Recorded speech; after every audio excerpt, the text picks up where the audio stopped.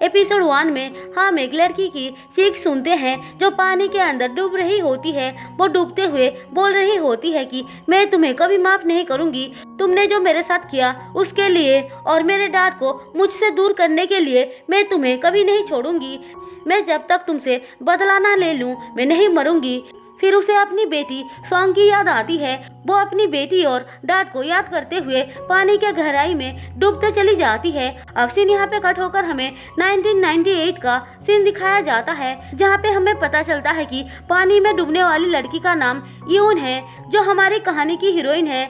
हमें उसकी बचपन के कुछ सीन दिखाया जाता है, जहाँ पे वो अपनी बेस्ट फ्रेंड रैन के साथ खेल रही थी। तभी उसके डैड आते हैं, जिनको देखकर यून बहुत खुश हो जाती है।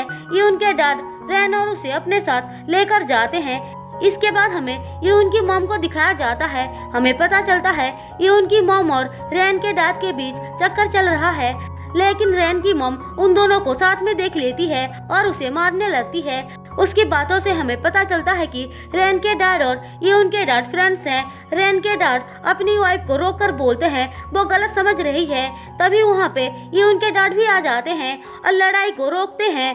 रैन की मॉम कहती है इन दोनों का अफेयर चल रहा है, लेकिन उसका हस्बैंड इस बात से साफ साफ मना कर देता है, जिससे गुस्सा होकर वो कहती है मैंने अपनी आंखों से सब कुछ देखा है। लेकिन उसका हस्बैंड जबरदस्ती उसे वहाँ से बाहर निकाल देता है। फिर अंदर आके यून के डैड से कहता है प्लीज तुम हेई का ख्याल रखो, तुमने प्रॉमिस किया था कि तुम उसे हमेशा खुश रखोगे।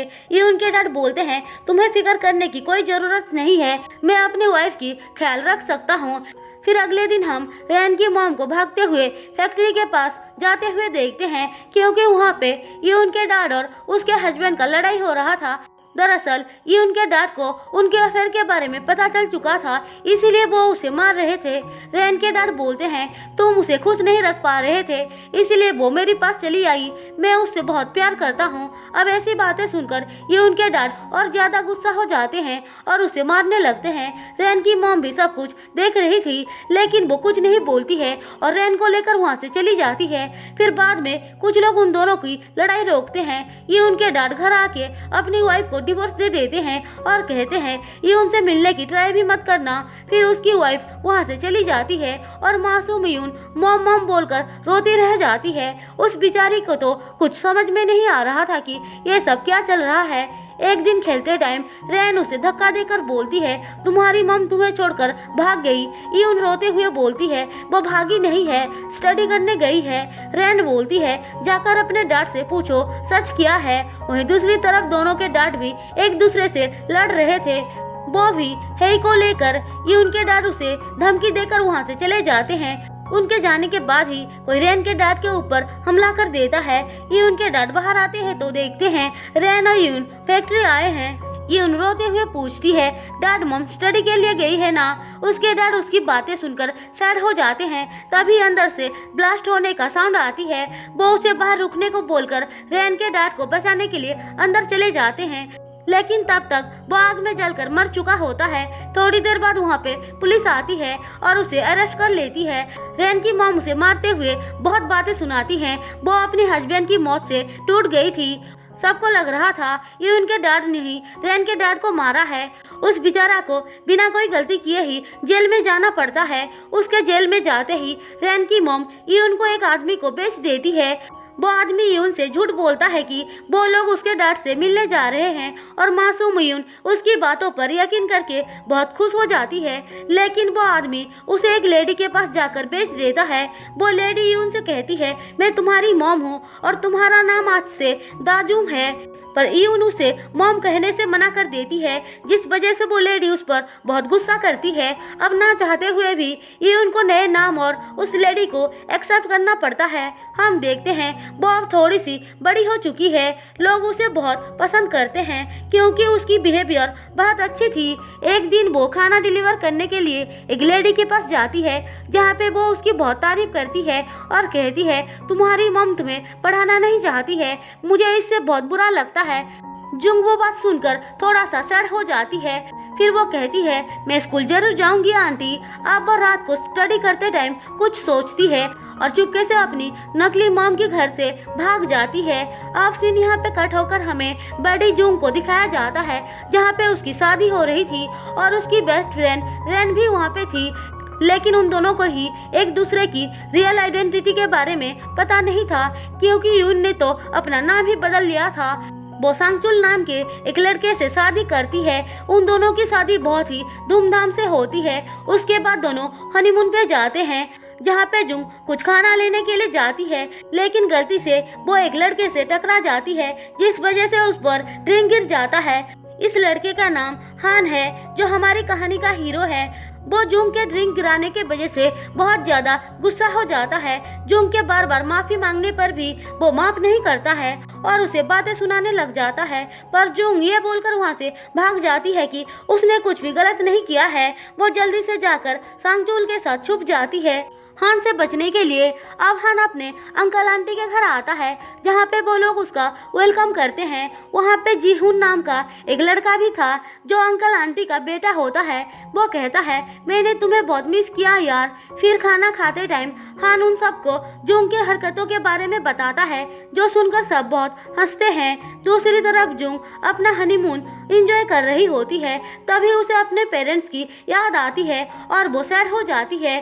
सांगचुल जब रीजन पूछता है तो वो कहती है, मुझे ये तक पता नहीं है कि वो लोग जिंदा भी होंगे या नहीं। उनको ये पता भी नहीं है कि उनकी बेटी ने अब शादी कर लिया है। सांगचुल उसे संभालता है। फिर कुछ दिनों के बाद वो लोग हनीमून से वापस आ जाते हैं और सांगचुल की मॉम को बहुत इज्जत देते हैं। वो कहती है, यार ये सब करके मुझे ओल्ड फील मत करवाओ। वो बहुत ही अच्छी लेडी होती है। तभी वहाँ पे रेन आती है। जुंग कहती है, ये मेरी बेस्ट फ्रेंड है, हम दोनों हाई स्कूल से ही साथ में हैं। उसकी मदर इन लॉ कहती है, कोई बात नहीं बेटी, मैं खड़ूस टाइप की सास नहीं हूँ, तुम जब चाहो जुंग से मिलने आ सकती हो। वो लोग बात कर ही रहे थे कि जुंग को डिटेक्टिव का कॉल आता है। वो उसे बताते हैं कि उन्होंने उसके डैड को ढूंढ लिया है और इसी के साथ एपिसोड 1 खत्म होता है। एपिसोड 2 में हम देखते हैं जुंग को जब अपने डैड के बारे में पता चलता है, वो शॉक्ड हो जाती है। डिटेक्टिव उसे उसके डैड का नाम पूछते हैं, पर वो कहती है, मैं उस टाइम बहुत छोटी थी, इसीलिए मुझे उनका नाम याद नहीं है। डिटेक्टिव बताता है कि उसके डैड का नाम सिंदुक सू है। फिर वो उसे पुलिस स्टेशन आने को बोलकर फोन कट कर देता है। लेकिन जुंग कहती है, मुझे उससे कोई फर्क नहीं पड़ता है कि वो आदमी मेरे डैड है भी या नहीं। पर उसकी मदर इन लॉ और सांगचुल कहते हैं कि उसे अपने डैड से एक बार मिलना चाहिए। रेन कहती है, ये लोग सही बोल रहे हैं, मैं भी तुम्हारे साथ चलूंगी, तुम चिंता मत करो। अब सीन शिफ्ट होकर हमें हान के अंकल आंटी को दिखाया जाता है, जहाँ पे अंकल बहुत अच्छे से रेडी हो रहे थे। उनकी वाइफ बोलती है, फ्यूनरल में जाने के लिए इतना रेडी कौन होता है। यहाँ पे हमें पता चलता है कि ये जोंग की मॉम है ही है, जो अब पूरी तरह से अपना लुक चेंज कर लिया है, क्योंकि अब वो रिच हो चुकी थी। उसका हस्बैंड बोलता है, मैं सच में फ्यूनरल पे जा रहा हूँ, तुम मुझ पर यकीन क्यों नहीं करती हो? ठीक है तो फिर तुम मुझे अपने साथ लेकर चलो, क्या तुम ये कर सकते हो? बोलो। लेकिन उसका हस्बैंड बात को इग्नोर करके वहाँ से चला जाता है। हान उनको देखकर पूछता है, अंकल आप फ्यूनरल में जा रहे हो क्या? हाँ मैं बहुत दूर जा रहा हूँ, आज वापस नहीं आ पाऊंगा। ऐसा बोलकर वो चले जाते हैं। उनके जाने के बाद जीहुन कहता है, उनको कुछ नया बहाना बनाना चाहिए, ये फ्यूनरल वाला ओल्ड हो चुका है। तुम कहना क्या चाहते हो? वो झूठ बोल रहे हैं, और नहीं तो क्या, कौन इतना सच धज कर फ्यूनरल पे जाता है? मैं तो ये सोच रहा हूँ कि वो लड़की कौन होगी जिसके साथ उनका चक्कर चल रहा है। तभी हेई बाहर आती है और बोलती है, यह फर्स्ट टाइम नहीं है, आप तो बहुत स्ट्रांग हो। जब मेरे डैड की अफेयर आपसे चल रहा था, तब वो मेरी मॉम को ऐसे ही झूठ बोलकर आपसे मिलने जाते थे। वो हेई को इनडायरेक्टली ताना मार रहा था, जिससे हान रोकने का ट्राई करता है। दूसरी तरफ जुंग और रेन पुलिस स्टेशन आते हैं, जहाँ पे सच में उसके डैड सीन होते हैं। वो अपने बेटी को देखकर इमोशनल हो जाते हैं और माफी मांगने लगते हैं। उनके पास एक लेडी आकर बताती है कि उन दोनों का डीएनए मैच हो चुका है, वो दोनों रियल में बाप बेटी है। रेन सिंदूक का नाम सुनते ही याद करती है, उसकी मॉम हमेशा यही बोलती थी कि उसकी लाइफ सिंदूक की वजह से बर्बाद हो गई है। उसने रेन के डैड को मार डाला, जिस वजह से आज उन दोनों को गरीबी में जीना पड़ रहा है। फिर वो खुद से ही कह रही होती है ये नहीं हो सकता है, जूंग के डैड वो नहीं है। लेकिन जूंग का असली नाम सुनते ही उसे बचपन की सारी बातें याद आने लग जाती है, पर अभी वो ये मानने को तैयार नहीं थी कि जूंग के डैड किलर हैं। सिंदूक कहते हैं मैं तुम्हें 20 सालों से ढूंढ रहा हूँ पर तुम मुझे कहीं नहीं मिली। जूंग इमोशनल होकर बोलती है क्या आप सच में मुझे ढूंढ रहे थे? सिंदूक हाँ बोलकर कहते हैं तुम जब मुझसे अलग हुई थी तब सिर्फ 5 साल की थी। मैंने तुम्हें हर जगह ढूंढा। अब दोनों बाप बेटी रोते हुए एक दूसरे को गले लगा लेते हैं। रैन घर आकर सच पता लगाने के लिए अपनी मॉम से सिंदूक के बारे में पूछती है। वो कहती है हाँ उसने ही तुम्हारे डैड को मारा है। रैन कहती है उनकी एक यून नाम की बेटी भी थी ना, उसका क्या हुआ? उसकी मॉम झूठ बोलती है कि उनको उसके बारे में कुछ भी पता नहीं है। वो ये नहीं बताती है कि उन्होंने यून को बेच दिया था। दूसरी तरफ जूंग अपने डैड को बता देती है कि उसे एक आदमी ने एक औरत को बेच दिया था जिसके चंगुल से वो बाद में भाग गई थी। उसके बाद वो सिस्टर मार्था से मिली जिसने उसको पढ़ाया लिखाया। फिर उसकी शादी सांगचुल से हो गई। सिंदूक कहते हैं मैं उस आदमी को छोड़ूंगा नहीं जिसने तुम्हारे साथ ऐसा किया। जूंग उनसे अपनी मॉम के बारे में पूछती है तो वो कहते हैं तुम्हारी मॉम मर चुकी है। इसके बाद हमें चियोन नाम के एक ओल्ड लेडी को दिखाया जाता है जो बहुत रिच होती हैं। उनके घर में रैन की मॉम मेड की जॉब करती हैं। चियोन सबका नेल चेक कर रही थी जिससे रैन की मॉम बहुत घबरा जाती हैं क्योंकि उन्होंने नेल पॉलिश लगाया था, इसलिए वो पेट दर्द का बहाना बनाकर बचना चाहती थी पर वो पकड़ी जाती हैं। चियोन कहती हैं जल्दी से जाकर इसे साफ करो। दूसरी तरफ रैन के दिमाग में अब भी सारी बातें चल रही थी जिस वजह से वो गलती से एक कस्टमर को हर्ट कर देती है। वो कस्टमर बहुत रूड थी इसीलिए रैन को थप्पड़ मारने लगती है जिसकी जवाब में रैन भी उसे थप्पड़ मारती है। वो लड़की कहती है तुम अपने कस्टमर्स के साथ ऐसे बिहेव कैसे कर सकती हो? रुको मैं तुम्हारा ये शॉप बंद करवा दूंगी। रैन का दिमाग पहले से ही खराब था इसीलिए वो उस लड़की को धक्के मारकर वहाँ से बाहर निकाल देती है। उसके बाद वो सोचती है जूंग के डैड के वजह से कैसे वो लोग गरीबी में जी रहे हैं और वो कॉलेज तक जा नहीं पाई। सब कुछ याद करके वो बहुत ज्यादा गुस्सा हो जाती है। थोड़ी देर बाद वहाँ पे जूंग आती है जो शॉप की हालत देखकर पूछती है फिर से किसी कस्टमर के साथ लड़ाई हो गई क्या? रैन पूछती है तुम्हारा नाम सच में यून है क्या? जूंग हाँ बोलती है। अब सीन शिफ्ट होकर हमें हेई को दिखाया जाता है। उसे पता चल जाता है कि उसके हस्बैंड का चक्कर एक वेट्रेस से चल रहा है जिससे वो बहुत ज्यादा गुस्सा हो जाती है और अपने हस्बैंड के कपड़े फाड़ने लग जाती है। मुझे तो उसकी ऐसी हालत देखकर बहुत अच्छा लग रहा है। वो कहते हैं ना जैसी करनी वैसी भरनी। उसका हस्बैंड वांग अंदर आकर उसे रोकता है तो वो कहती है उस चुड़ैल की परफ्यूम की स्मेल मैं कैसे बर्दाश्त कर सकती हूँ। वो वांग के फेस पे थूकती भी है पर वो उसे गले लगाकर बोलता है तुम्हें तो पता है ना मैं सिर्फ तुमसे प्यार करता हूँ। इसके बाद हमें जूंग, सेंगचुल, रैन और उनके कुछ फ्रेंड्स को दिखाया जाता है जो डिनर पे आए थे। लेकिन रैन बहुत सैड दिखाई दे रही थी। उसका मूड ठीक करने के लिए सांगचुल उसे एक महंगी सी शराब पिलाता है। उसे पीने के बाद रैन टल्ली हो जाती है जिस वजह से उसे सांगचुल छोड़ने जाता है। लेकिन गाड़ी से उतरने के बाद रैन उल्टी करने लगती है जिसे सांगचुल संभालता है। फिर वो उसके लिए दवाई लेकर आता है। रैन दवाई पीने के बाद रोते हुए बोलती है जिससे भी मैं प्यार करती हूँ वो लोग मुझसे दूर क्यों हो जाते हैं? वैसे जूंग लकी है जो उसने तुमसे शादी की है। उसकी बातों से सांगचुल को लगता है कि शायद रैन उसे पसंद करती है। अब सीन शिफ्ट होकर हमें वांग को दिखाया जाता है। वो हान से कहते हैं तुम हमारी कंपनी में काम क्यों नहीं करते हो? मैं तुम्हें डायरेक्टर का पोजीशन दिला दूंगा। पर हान मना कर देता है। वो कहते हैं मैं चियोन के साथ मिलकर काम करना चाहता हूँ। तुम्हारे डैड उनके साथ काम कर चुके हैं पर चियोन ने तो उस टाइम मना कर दिया था ना। हाँ पर मेरे पास एक दूसरा प्लान है। तुम कल मेरे बर्थडे पार्टी पे उनको इनवाइट करो। हाँ ठीक है बोलकर वहाँ से चला आता है और सोचने लगता है इतना लालची बनना सही नहीं है अंकल वांग। वैसे भी एक दिन ये कंपनी मेरी होने वाली है। आखिरकार ये कंपनी मेरे डैड का जो थी शायद उसके अंकल वांग ने धोखे से कंपनी हड़प लिया था। फिर अगले दिन पार्टी पे चियोन आती है जिसका वेलकम हान करता है। वो उसे देखकर खुश होती है। इसके बाद हम रैन की मॉम को देखते हैं। वो वहाँ पे काम कर रही थी लेकिन गलती से वो खाना गिरा देती है जो हान के कपड़ों पे गिर जाता है। वो उससे माफी मांगती है। चियोन कहती है हान का सूट ड्राई क्लीन के लिए भेज दो और उसके लिए न्यू सूट लेकर आओ। थोड़ी देर बाद वहाँ पे वांग और हे भी आ जाते हैं। उनके पीछे पीछे हम जुंग को आते हुए देखते हैं, जिसे रैन की मॉम ने हेल्प के लिए बुलाया था, पर वो उसे फोन करके बोलती है तुम पहले जाकर ड्राई क्लीन सूट लेकर आओ। जुंग ठीक है बोलकर वहाँ से चली जाती है।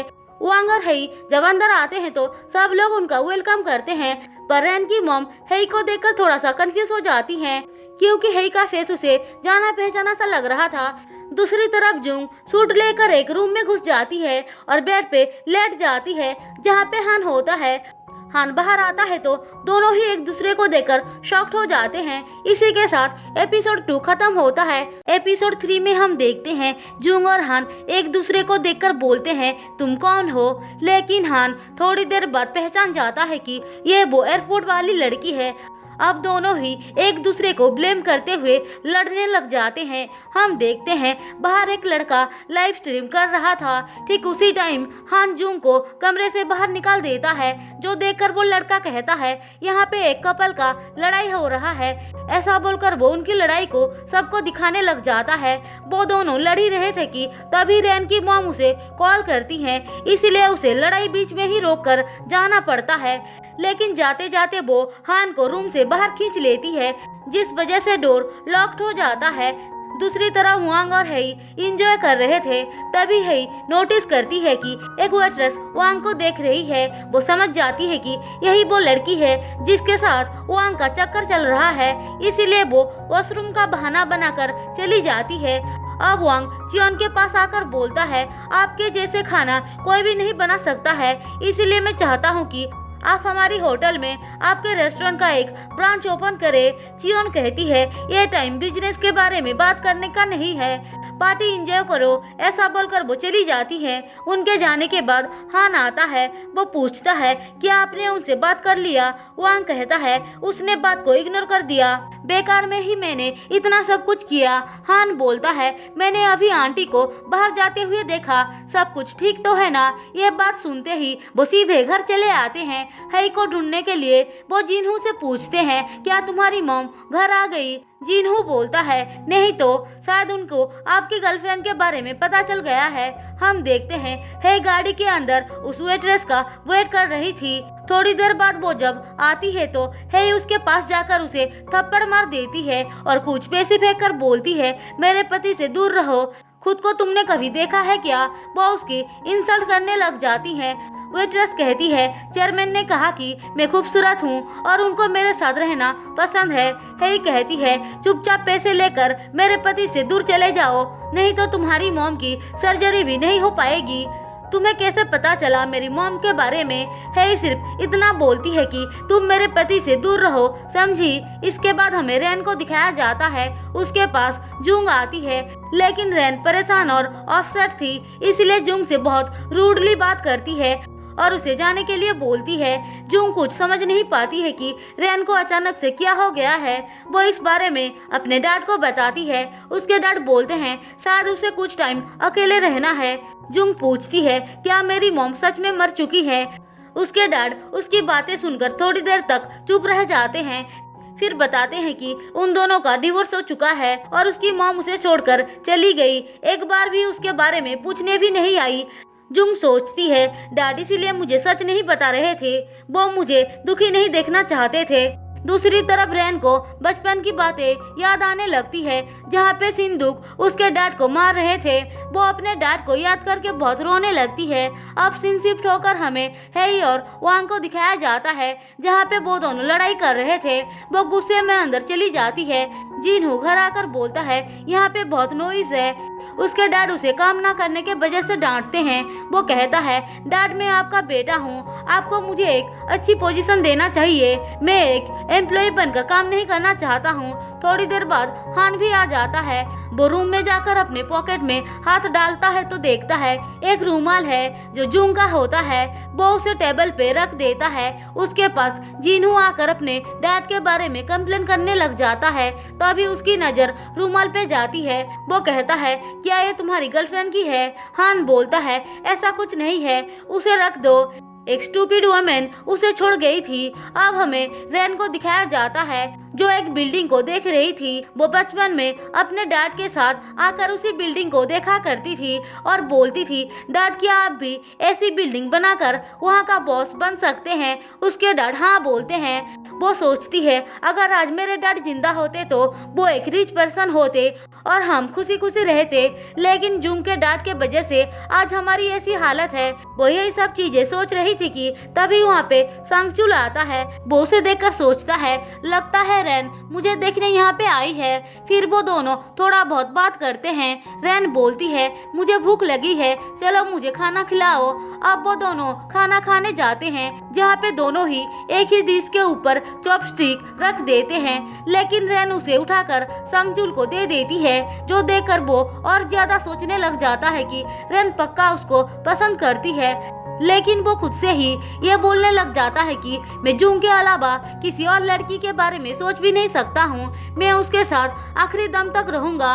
रैन बोलती है, पर मैंने तो तुमसे ऐसा कुछ भी नहीं कहा। खाना खाने के बाद वो वापस जा रही थी कि तभी वो जूंग और उसके डैड को देखती है। उन दोनों को खुश देखकर वो सोचती है, तुमने मेरे डैड को मार डाला, इसका बदला मैं जरूर तुमसे लूंगी। अब उसे जूंग भी देख लेती है और पास बुलाती है।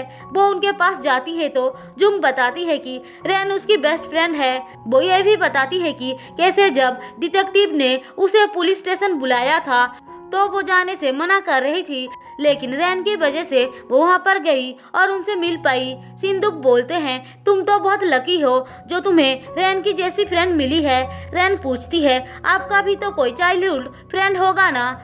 सिंदूक बोलते हैं, हाँ एक था मतलब क्या हुआ?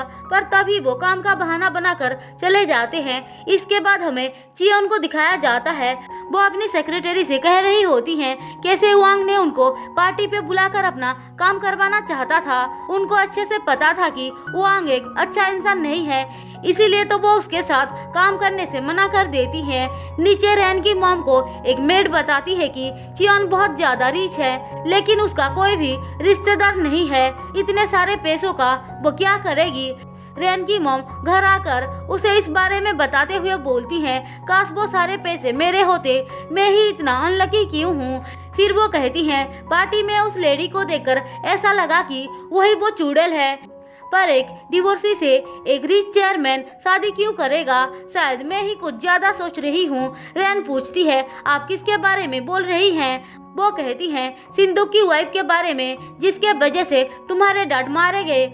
अगर वो तुम्हारे डैड को अपने प्यार के जाल में ना फंसाती तो वो सब कुछ नहीं होता। एक औरत खुद से एक आदमी को सीड्यूस करेगी तो वो आदमी 100% उसके प्यार में पड़ जाएगा। अब रैन अपने रूम में आकर सोचती है कि सिंदूक से वो बदला लेकर ही रहेगी और उसके लिए वो जूंग को टारगेट बनाती है, क्योंकि उसे तकलीफ होगी तो सिंदूक को भी होगा। उसकी ऐसी सोच के साथ एपिसोड 3 खत्म होता है। एपिसोड 4 में हम जूंग को अपने हस्बैंड और मदर इन लॉ के साथ खाना खाते हुए देखते हैं। उसकी मदर इन लॉ उसके खाने की बहुत तारीफ कर रही थी। वो कहती हैं, तुम अपने डैड को डिनर पे इनवाइट क्यों नहीं करती हो? इतने सालों के बाद तुम दोनों मिले हो। जूंग खुश होकर बोलती है, क्या मैं उनको सच में डिनर पे इन्वाइट कर सकती हूँ? अब रात को सांगचुल वर्क से वापस आते टाइम देखता है एक लड़का रैन को परेशान कर रहा है।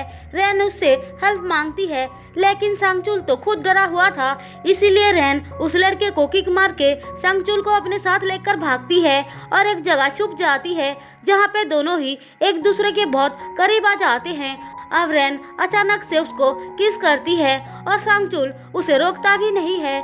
ये दोनों यहाँ पे किस कर रहे थे और बेचारी जूंग डिनर के लिए उनका वेट कर रही थी, क्योंकि उसने रैन को भी इनवाइट किया था। बहुत देर तक वेट करने के बाद वो बाहर चली आती है और सांगचुल को कॉल करती है। उसे उसका फोन का रिंगटोन सुनाई देती है, पर तभी सांगचुल फोन उठा लेता है। जूंग कहती है, तुम कहाँ पे हो? मैं कब से तुम्हारा वेट कर रही हूँ। सांगचुल बोलता है, मैं थोड़ी देर में ही पहुँच जाऊंगा, पर तुम्हारा रिंगटोन तो मुझे यहाँ सुनाई दे रहा है। सांगचुल बात को टालते हुए फोन कट कर देता है, लेकिन तभी जूंग को रैन की वॉइस सुनाई देती है। वो चेक करने के लिए आगे जा रही थी, पर तभी उसके डैड आ जाते हैं और वो दोनों बच जाते हैं। सांगचुल बोलता है, माफ करना, ऐसा फिर कभी नहीं होगा, ये एक गलती थी। ऐसा बोलकर वो चला जाता है। हमें पता चलता है कि रैन ने जानबूझकर सब कुछ प्लान किया था। उस लड़के को उसने ही हायर किया था।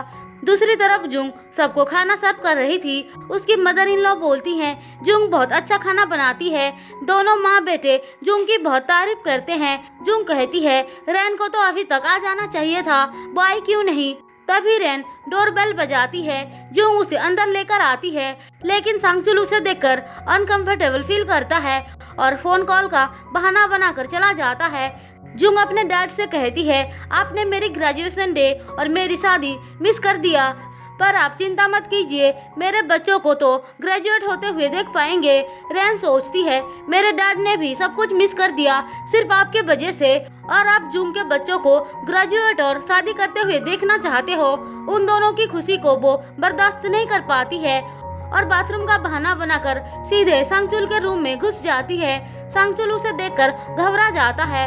रैन बोलती है, घबराने की कोई जरूरत नहीं है, मैं सिर्फ वॉशरूम यूज करने आई हूँ। अब रैन उसके पास आती है तो वो कहता है, बाहर मेरे घर वाले हैं। रैन बोलती है, तो क्या हो गया, हम दोनों कुछ गलत कर रहे हैं क्या। ऐसा बोलकर वो उसे सीड्यूस करने लग जाती है। बाहर जुंग का बियर खत्म हो जाता है तो वो दूसरा लेने के लिए जा रही थी। तभी उसकी मदर इन लॉ बाथरूम से बाहर निकलती हैं। उनको देखकर वो सोचती है, तो रैन कहाँ गई होगी। फिर वो चेक करने के लिए रूम में जाती है, जिसके अंदर रैन और सांगचुल का रोमांस चल रहा था। लेकिन सांगचुल को जुंग के आने का भनक लग जाता है, इसीलिए वो जल्दी से बाथरूम में कूद जाता है। जुंग अंदर आकर पूछती है, रैन तुम यहाँ पे क्या कर रही हो। तभी सांगचुल डोर ओपन करके बोलता है, माफ करना, वो मेरी वजह से ही वेट कर रही थी, वो क्या है ना, मैं बाथरूम के अंदर था। जुंग बोलती है, रैन तुम मेरे साथ बाहर वाले बाथरूम में चलो। उनके जाने के बाद सांगचुल सोचता है, मैं पागल हो गया हूँ क्या, मेरी शादी अभी अभी हुई है, मैं सिर्फ जुंग से प्यार करता हूँ। अब सुबह हम देखते हैं सिंदुक चियोन के घर पर पार्सल डिलीवर करने आए थे, जहाँ पे रैन की मॉम भी काम कर रही थी, पर वो दोनों ही एक दूसरे को देख नहीं पाते हैं। चियोन सिंदुक के बिहेवियर से बहुत खुश हो जाती है। वो उनको कॉफी के लिए भी रोकती है, पर सिंधु को बहुत काम था इसीलिए चले जाते हैं। दूसरी तरफ रैन जुंग से पूछ रही होती है, तुम्हारी शादीशुदा लाइफ कैसा चल रहा है। जुंग बोलती है, बहुत अच्छा चल रहा है, मुझे इतनी अच्छी मदर इन लॉ जो मिली है और इतना प्यार करने वाला पति, मैं अपनी लाइफ में बहुत खुश हूँ। रैन बोलती है, इतना खुश मत हो, तुम्हें तो पता है ना, खुशियाँ ज्यादा दिन तक नहीं टिकती है। जुंग बोलती है, मैं ऐसे चीजों पे बिलीव नहीं करती हूँ, मुझे पता है सांगचुल और मैं ऐसे ही प्यार करते रहेंगे, हमारे बाल सफेद होने तक। लेकिन उस बिचारी को तो पता ही नहीं था कि उसका पति तो रैन के ख्यालों में डूबा हुआ है। जुंग घर आती है तो देखती है उसका रुमाल नहीं है। वो परेशान होकर सोचती है, मैंने उसे कहाँ पे रख दिया, सिस्टर मार्था ने मुझे वो गिफ्ट दिया था।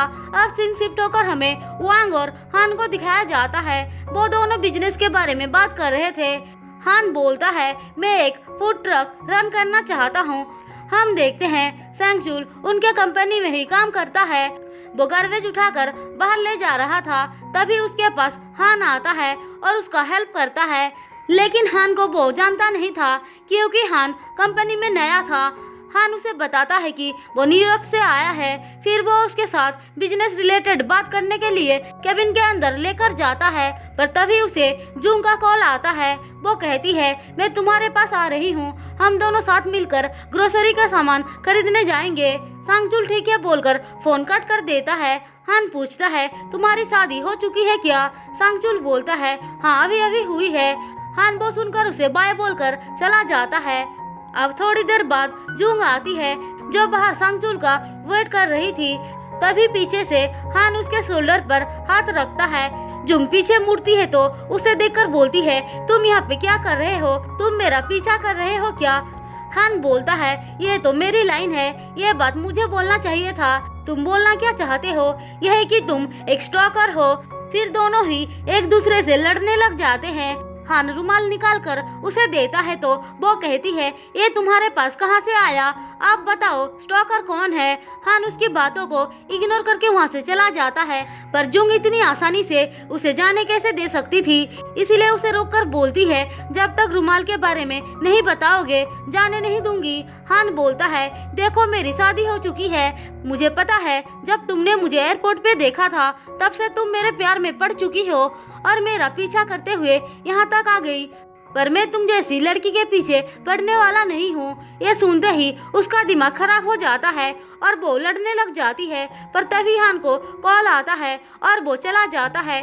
जुंग भी उसके पीछे पीछे जा रही थी कि वो सोचती है अगर मैं उसके पीछे जाऊंगी तो वो सोचेगा मैं उसको फॉलो कर रही हूँ, थोड़ी देर बाद जाऊंगी, ऐसा सोचकर वो रुक जाती है। हम देखते हैं सांगचुल बाहर आकर उसे ढूंढ रहा था, तभी रैन आकर उसका हाथ पकड़ लेती है। सांगचुल घबरा कर बोलता है, तुम यहाँ पे क्यों आई हो? रैन बोलती है, चलो मुझे लंच करना है। वो दोनों बात कर ही रहे थे कि वहाँ पे हान आ जाता है। उसे लगता है रैन सांगचुल की वाइफ है, फिर वो अंदर चला जाता है। उसके जाने के बाद सांगचुल रैन से माफी मांगकर कुछ बोलने ही जा रहा था कि तभी वहाँ पे जुंग आ जाती है, जो उन दोनों को देख लेती है और इसी के साथ एपिसोड 4 खत्म होता है। एपिसोड 5 में हम देखते हैं जुंग रैन और सांगचुल को एक साथ देखकर उनके पास आती है। सांगचुल उसे देखकर घबराते हुए बोलता है, मैं तुम्हारे लिए ही वेट कर रहा था, पर यहाँ पे रैन भी आ गई और उसने कहा कि वो भी तुम्हारे लिए वेट करेगी। रैन बोलती है, चलो आज हम साथ मिलकर लंच करते हैं। इसके बाद तीनों मिलकर लंच करने जाते हैं। सांगचुल कहता है, मुझे ये जगह पसंद नहीं है, तुम्हें पसंद क्यों नहीं है? यहाँ के नूडल्स बहुत अच्छे हैं, लास्ट टाइम मैंने खाया था। जुंग पूछती है, क्या तुम पहले भी यहाँ आ चुकी हो? रैन बोलती है, हाँ मैं किसी स्पेशल इंसान के साथ आई थी। सांगचुल की तो उसकी बातें सुनकर जान जा रही थी। जुंग के पूछने पर रैन बताती है कि वो किसी को डेट कर रही है, उसके साथ ही वो यहाँ पे लास्ट टाइम आई थी। जुंग वो सुनकर खुश हो जाती है और पूछती है वो कैसा है। रैन बोलती है सांगचुल के जैसा हैंडसम, क्यूट और नाइस पर्सन है। जुंग एडवाइस देती है कि जल्दी से ही उसे अपने रिश्ते को आगे बढ़ाना चाहिए। जुंग बेचारी को तो पता ही नहीं था कि रैन उसके ही पति पर डोरे डाल रही है। अब सीन यहाँ पे शिफ्ट होकर हमें वांग और हेई को दिखाया जाता है। हेई उससे अब भी नाराज थी, जिसे वांग मनाने का ट्राई कर रहा था। तभी उनके पास रैन की मॉम खाना लेकर आती हैं। वो हेई को ध्यान से देखती हैं, पर हेई उसके तरफ नहीं देखती है। अब वो बाहर आकर सोचती है, उसे देखकर ऐसा क्यों लग रहा है कि मैंने उसे पहले भी देखा है। अब फिर से हमें जुंग और सांगचुल को दिखाया जाता है। वो जुंग से कहता है, तुम रैन के मामलों में क्यों पड़ रही हो? मैं तुम्हें कितनी बार बताऊं कि रैन मेरी बेस्ट फ्रेंड है, तुम उसके बारे में ऐसा मत बोलो। तुम उसके बारे में फिक्र करना बंद करके अपनी लाइफ पे फोकस करो। जुंग पूछती है, तुम इतने गुस्से में क्यों हो? लेकिन सांगचुल बात को टाल देता है। कुछ टाइम के बाद जुंग के डैड उनके घर पर आते हैं। उसकी मदर इन लॉ बोलती है, तुम आए हो तो डिनर करके ही जाना। फिर सारे मिलकर डिनर करते हैं। उसकी मदर इन लॉ बोलती हैं, हमारी जुंग परफेक्ट है, घर को संभालने के साथ साथ वो खाना भी बहुत अच्छा बनाती है। लगता है उसकी मॉम से उसको ये सारे गुण मिले हैं। जुंग सिन से पूछती है, डैड क्या मॉम भी मेरी तरह ही अच्छा खाना बनाती थी? उसके डैड मायूस होकर हाँ बोलते हैं। सांगचुल की मॉम पूछती हैं, उनकी मौत कैसे हुई? सिन बताते हैं कि उनकी वाइफ मरी नहीं है, उन दोनों का डिवोर्स हुआ है, लेकिन वो जिंदा है या नहीं उनको इस बारे में पता नहीं है। वो उनसे ऐसे सवाल पूछने के लिए माफी मांगती हैं। फिर सब लोग मस्ती मजाक करते हुए डिनर करते हैं। थोड़ी देर बाद सांगचुल भी ऑफिस से वापस आ जाता है। वो रैन को देखकर जुंग से कहता है, क्या तुम्हें ऐसा नहीं लगता है कि रैन का यहाँ बार बार आना ठीक नहीं है? जुंग बोलती है, तुम ऐसे क्यों बोल रहे हो? क्योंकि मैं तुम्हारे साथ टाइम स्पेंड करना चाहता हूँ। वो दोनों बात कर ही रहे थे कि रैन आकर बताती है सिन जा रहे हैं। जुंग उनको बाय बोलने के लिए चली जाती है। रैन सांगचुल से कहती है, मुझे भी घर जाना चाहिए, क्या तुम मुझे घर छोड़ने साथ चलोगे? सांगचुल हाँ बोलता है और उसे छोड़ने आता है। चलते चलते रैन अचानक से रुक जाती है और रोने लगती है। सांगचुल पूछता है, तुम रो क्यों रही हो? रैन बोलती है, तुम अभी मेरे पास हो, फिर भी मैं तुम्हें मिस कर रही हूँ।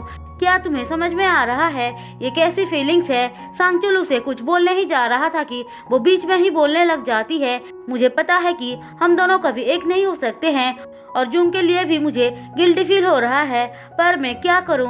मैं तुमसे बहुत टाइम से प्यार करती हूं, पर तुम्हें बता नहीं पाई। उसकी ऐसी बातें सुनकर वो पिघल जाता है। उसके बाद दोनों एक दूसरे के बहुत करीब आ जाते हैं। दूसरी तरफ बेचारी जूंग बहुत परेशान हो रही थी, क्योंकि रैन और सांगचुल दोनों ही फोन रिसीव नहीं कर रहे थे।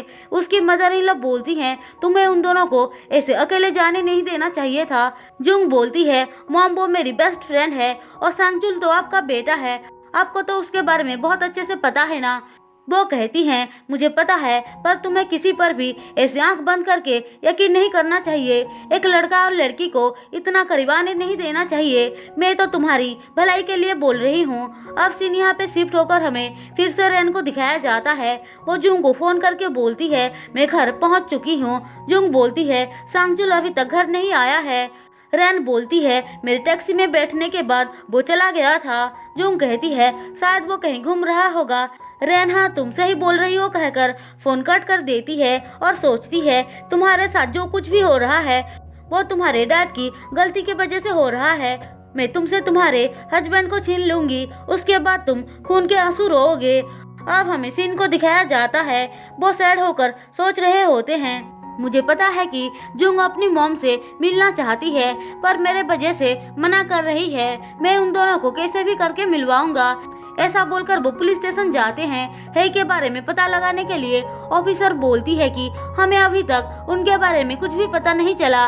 दूसरी तरफ जूंग की मदर इन लॉ और हे एक दूसरे से टकरा जाती हैं। जूंग की मदर इन लॉ तो उसे देखकर इम्प्रेस हो जाती हैं, इसीलिए उसे बस देखती ही रह जाती हैं। उन दोनों की मुलाकात फिर से एक बार वॉशरूम में होती है।